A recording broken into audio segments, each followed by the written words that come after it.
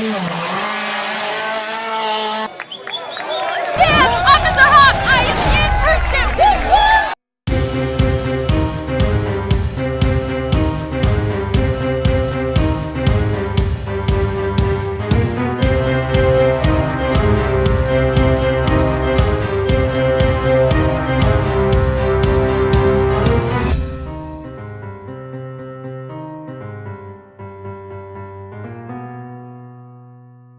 It is the last Saturday of the month, therefore it's time for a new episode of Digging Up Positivity. In this video we are covering a piece of furry history, Legos, we learn what a crux is, and we see a new way to roleplay, and more. But first, the story of little Emma. Last month we had biggest little furcon in the US. Now every big convention has their fair share of incidents and it's a big event, so things tend to happen. It's how they deal with those things that matters. One of the attendees was a young lady named Emma. While this 10-year-old tigress was gathering up for the fursuit photo, she got targeted by two bullies, which ended in her running off to her dad and thus missing said photo shoot. But fortunately this story has a happy end. After hearing what happened to Emma, many furs banded together and made her feel welcome. Her social media accounts blew up with lovely messages and gift art. It was really amazing to see how much love was shown to her, and I do wish her all the best. It's springtime in Japan, and what better way is there to commemorate the season than setting the world record for the largest cherry blossom tree. It is over 4 meters tall and about 5 meters long and wide, with a whopping 800,000 Lego bricks. Torben Jensen, the president of Legoland Japan, was thrilled to see the new landmark in his theme park, and breaking the official record was the icing on the cake. Down south in our country, in the wonderful province of Limburg, the Dreamride organized their yearly event in the city of Landgraaf. Children with special needs were invited to have an awesome day driving around in trucks, old-timers and trikes. The weather was awesome, making this day even more enjoyable.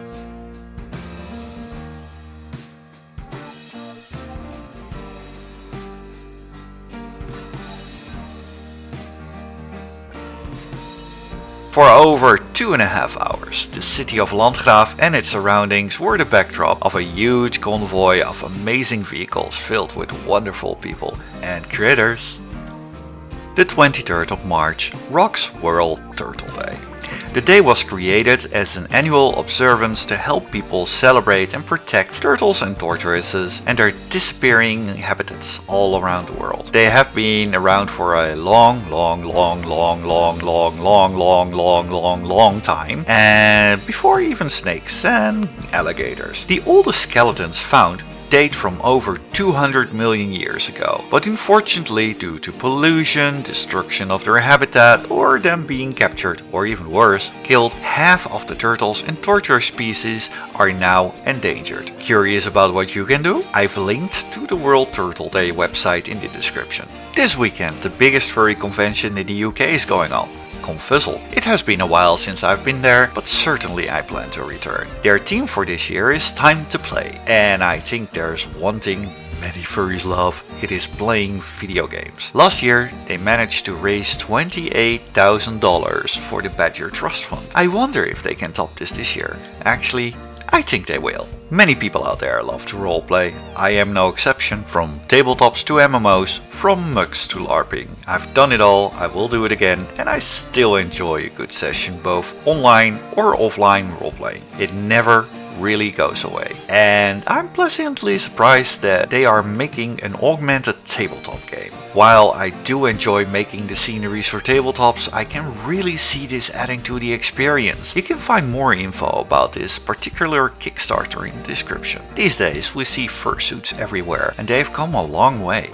But how were they in the early days? Today we go back to 1994 to Xzadfor Mark I. He has been made by a lady who ran the Doctor Who fan club in Cleveland, Ohio. It was made in 1987 for $300, which would be $669.30 in today's dollars. It consists of a mask, paw, tail and tunic, basically called a partial these days. It was made by building up layers of latex in a felt skin tighten. mask using polyfill to fill it out. The fur was streamed by Funfur, which was the only fur available back then, and it was brushed on latex to stick it on, and the paws were made from rubber dishwashing gloves. They were cut back and the fur back sewed on. The nails on the paws were built up from a black latex, and even the head was built on a custom made wig using molded clay to hold the shape. It still lives on today. It might have been torn a little bit, but it is very well preserved, consider the fact that it's 31 years old. And here we see the current version of Xzadfor from last year, and it is just amazing to compare the two. I mean, we really have come a long way. This month we are featuring Oxide Crocs, a 29-year-old crazy crocs from Michigan. What is a crocs, you might ask? A crocs is a cross between a mutant hybrid created through either magical or scientific experimentations. You can recognize them by their unique boxy-shaped ears, but back to Oxide.